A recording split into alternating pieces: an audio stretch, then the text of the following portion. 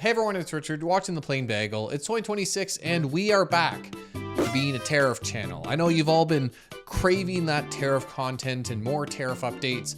And boy, oh boy, has the new year been delivering. So far already in January, we've seen Trump impose new tariffs on semiconductors, threaten European countries with tariffs for not letting him take over Greenland, European Union lawmakers suspending their US trade deal agreed to last year amid the Greenland threats, and Trump suddenly walking back everything after reaching a supposed framework deal with NATO around Iceland. Or Greenland, the icy one. But that's not what we're talking about today. Maybe it should be, given how unhinged it all is, but today we're talking about a different area of tariff news that's, for me anyway, closer to home. Because on January 14th, Canadian Prime Minister Mark Carney landed in China to further trade talks with the country, the first Prime Minister to visit the nation since 2017. And in addition to warming what's previously been a pretty hostile relationship between the two countries, we saw the trade talks end with a trade deal between Canada and China that, among other things, will see Canada waive its 100% tariff for up to 49,000 China-produced electric vehicles, which is pretty meaningful. Canada will now be the only member of the CUSMA agreement, or USMCA agreement in the United States, that will allow Chinese vehicles into their country without charging exorbitant levies. And it's been viewed by some as a direct rebuff of the United States. After all, the US largely views China as a key global adversary, and Canada has historically been heavily dependent on the United States for trade, with the country sending over 3/4 of its exports to the United States in 2024. So cozying up to China is a pretty bold move, one that many feared might lead to retaliation from a president who's tariffed islands of penguins for less. So, what did Trump have to say about the deal? That's okay. That's what he should be doing. I mean, it's a good thing for him to sign a trade deal. If you can get a deal with China, you should do that. Nonetheless, even with Trump seemingly being chill about the deal, it still proved somewhat controversial among other US officials and even here within Canada, with some lamenting that this will hurt Canada's attempt to normalize relations with the United States, and comments from Carney about a, quote, new world order, stoking fears that the country is sliding under China's growing influence. But what terms did Canada actually agree to here, and what does it mean for the country's economy and its relationship with China and the United States? Well, that's what I wanted to cover in today's video, to give some context around what was actually in this trade deal we saw announced this past weekend. A quick thank you to Brilliant for sponsoring today's video. You can stick around to the end for an exclusive deal on their platform, and I'll include chapters in the description if you want to skip ahead to the different sections, including if you just want to get to the new trade deal details. But it's worth giving some context around the Canada-China relationship, especially because while, yes, the thawing of relations between the two countries is meaningful and might lead to further integration of their two economies, and we will touch on what the important developments from all this really are, the deal itself, and specifically around Chinese electric vehicles, isn't really as substantial as people are making it out to be online. In fact, the agreement actually just brings Chinese electric vehicle imports back to the level they were just a few years ago. You see, unbeknownst to some, Canada and China have actually been in a bit of a trade war for these past couple of years. It was obviously hard to focus on given everything else happening at the time, but back in August of 2024, the Canadian government, in step with the United States and the European Union, announced a 100% tariff against Chinese electric and hybrid vehicles. Previously, the vehicles had only faced the most favored nation tariff of 6.1%, but citing concerns over subsidized, state-directed production and a lack of rigorous labor and environmental standards, Canada sought to limit imports of vehicles it viewed as having an unfair advantage to Canadian automakers, with the government also highlighting the privacy and data risk posed by Chinese vehicles, given the lack of transparency on data ownership. At the same time, Canada imposed a 25% tariff on steel and aluminum imports from China, arguing that the country threatened to flood metal markets, with China having greatly expanded its steelmaking capacity under state direction, despite globally softening demand. And there's certainly merit to concerns that China could flood these markets. China actually produces 2/3 of the world's electric vehicles and over half of the world's steel and aluminum as of 2024. And for Canada, these categories represented several billion dollars of imports that the country was buying from China. In 2023, for example, Canada actually imported 44,000 electric vehicles from the country before the tariff hikes caused purchases to plummet. Now, these tariffs from Canada were followed by retaliatory measures from China in March of 2025, when amid Trump's own tariff campaign against both of these countries, we saw China itself announce a 100% tariff on Canadian rapeseed oil, oil cakes, and peas, and a 25% tariff on pork and seafood, with China later adding a 75.8% tariff on Canadian canola seed in August. Now, these categories might sound a little random for a country that's predominantly known for its exports of crude oil and hockey players, but rapeseed oil is actually Canada's largest agricultural export and its second largest export category to China, behind only crude oil, specifically canola oil, which is a Canadian invention that actually stands for Canada Oil Low Acid, with the canola plant being bred specifically to reduce uric acid, which is linked to heart problems, to make the oil healthier for consumption. A little Canada Heritage Minute there for you. But all to say, these are actually fairly important export categories for Canada, especially for the country's agricultural provinces located in the prairies. Canola is Canada's second largest crop behind only wheat, and the country is the largest producer globally of rapeseed oil, making up about a fifth of total production. Meanwhile, China is a big buyer of Canada's canola products, importing over a third of the country's total canola exports. And the other impacted industries were notable as well. China collectively imported billions of dollars worth of peas, pork, and seafood from Canada in 2024, and takes up anywhere from a fifth to a third of each category's total exports. So while trade between the two countries includes many other categories that fell outside the scope of this trade war, you can still see that some key industries were being targeted here.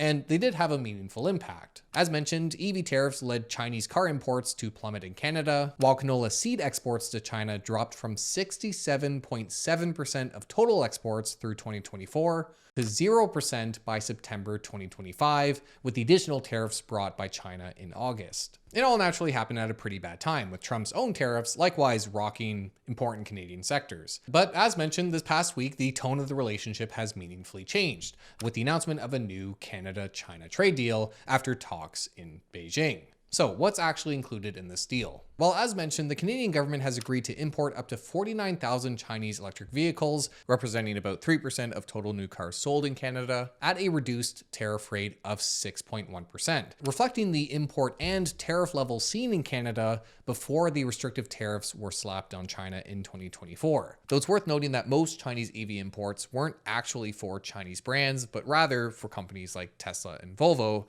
with Chinese operations. And Mark Carney has commented that this import cap could rise 43% to as high as 70,000 vehicles in the next 5 years. Now, in exchange for this market access, China will be reducing its tariff on canola oil from a combined rate across canola categories of 84% to 15% by March, and removing tariffs on canola meal, lobsters, crab, and peas as of the same month, with tariff exemptions lasting until at least the end of the year. Now, for now, it does appear that tariffs will remain in place on pork, albeit there is this expectation that those will also be lifted, and the measures are expected to add nearly $3 billion in export orders for Canada. So you can see that when you take the terms of the trade deal at face value, we're really just seeing the thawing of the previously icy relationship between the two countries and the reversal of tariffs that have only been in place for a couple of years. In fact, we're still seeing more tariffs than we had prior to 2023. Chinese steel and aluminum will still have their full 25% tariff, and while it now faces a reduced rate, canola seed, Canada's largest canola export, still faces a higher double-digit tariff here. And while these trade categories are important to some of Canada's provinces,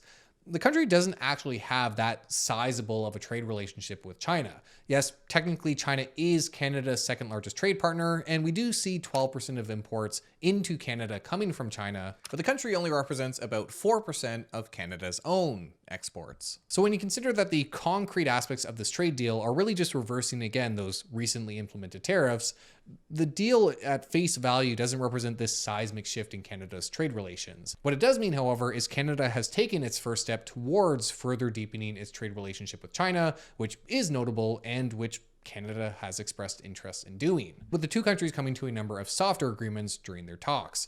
For example, not long after the trade deal announcement, we got news that beef exports from Canada to China had restarted after being shut out in 2021. We saw the countries revive their Joint Economic and Trade Commission, which has been dormant for the past 8 years. The two broadly committed to expanding bilateral trade, strengthening two-way investment, and deepening cooperation. And a statement by the Prime Minister's office highlighted the expectation that within 3 years, the agreement would drive, quote, considerable new Chinese joint venture investment in Canada, And by 2030, Canada would target to bolster exports to China by 50%, something that would bring exports to the country to around $30 billion annually. The countries also agreed to increase collaboration in a number of other areas, and we even saw China agree to allow visa-free access for Canadians traveling to China, which is notable given that 9% of Canada's recent immigrant population comes from the country. Now, China was not the only country Mark Carney was trying to woo this past week.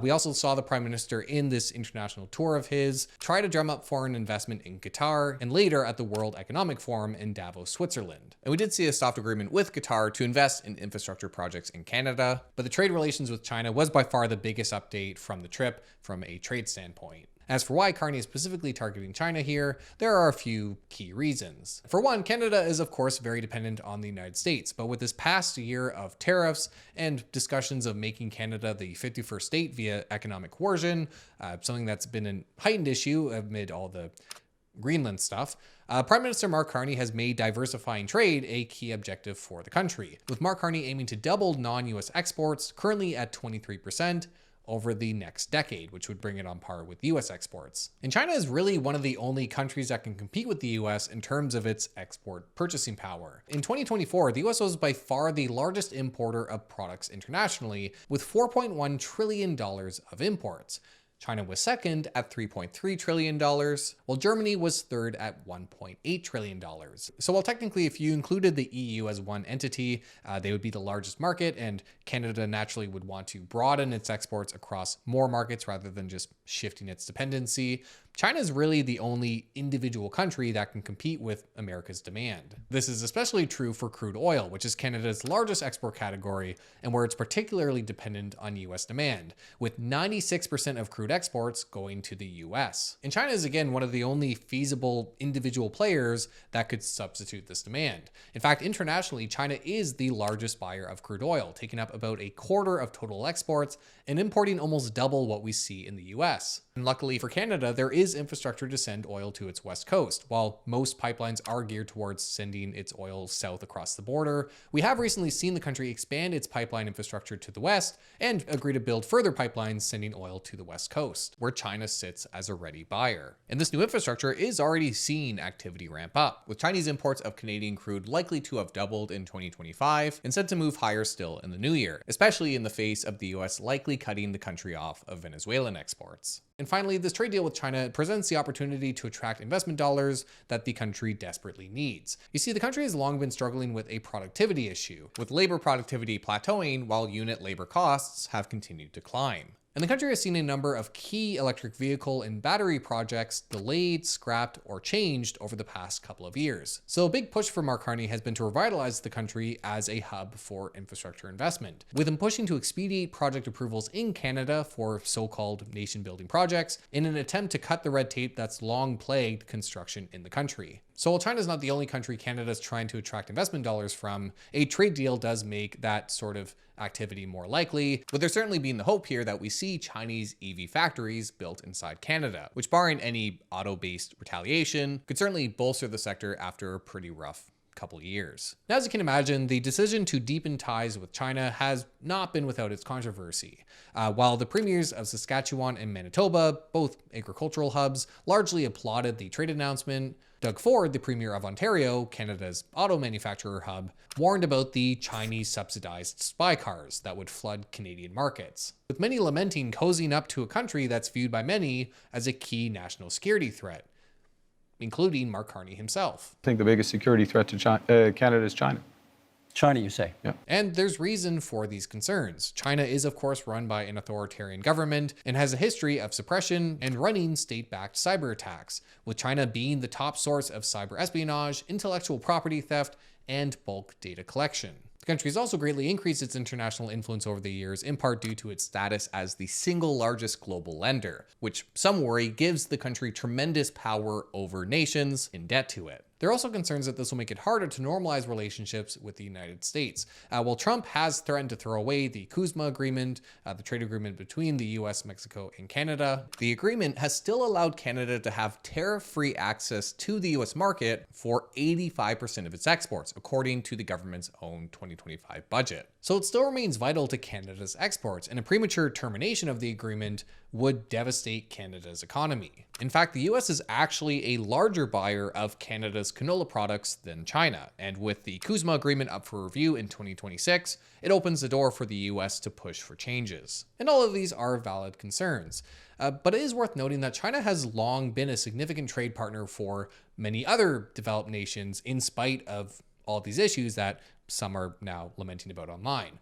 The UK, Germany, and Israel, for example, are already top importers of Chinese electric vehicles. And the US actually currently has a more significant trade relationship with China than Canada does. And of course, while Mark Carney appears to be changing his position here, that of course is because of the relationship change we've already seen between the US and Canada. The truth is, Trump has undermined a lot of faith that Canada had in trade with the country, given the misinformation and bogus claims that were spread as justifications for tariffs on the country. So while we've seen, for example, Howard Lutnick warn that the China trade deal opens the door for changing CUSMA, there's not a whole lot of confidence that the US intends to engage Canada in good faith anyway. And with threats or jokes to make Canada the 51st state by economic coercion and a push to actually annex the country of Greenland from Denmark, it can both be true that China is a national security threat and that America's volatile foreign policy itself has become a threat that makes engaging with China for economic diversification worth it. Now, Canada has made it clear that they're open to expanding trade with many other nations as well, including the entirety of the European Union. And as mentioned, again, when you take the trade deal as is, it doesn't, again, really represent that significant of a change. But it is likely that we continue to see the countries try to deepen their trade relation amid the fallout with the United States. And if the US continues to follow this protectionist and isolationist approach, we could very well see more of that from other countries in the future.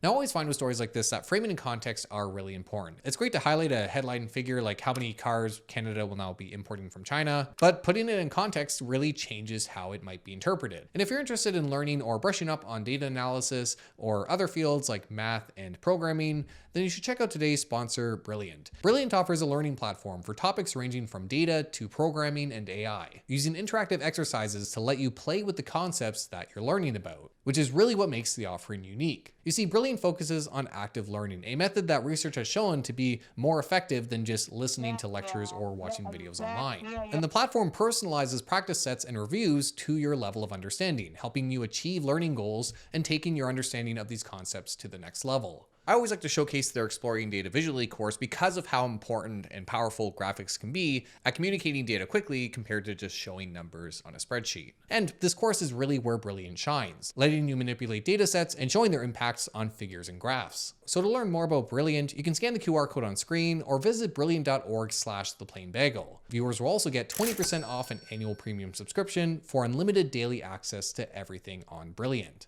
So thank you, Brilliant, and thank you guys for joining me today. I hope you found this video helpful. If you did, please do make sure to like, subscribe, all that good stuff. It does help the channel tremendously. And let me know your thoughts on the whole Canada-China trade deal that we saw come out last week. Any and all thoughts, welcome in the comments down below. Thanks again for joining me, and as always, be safe out there.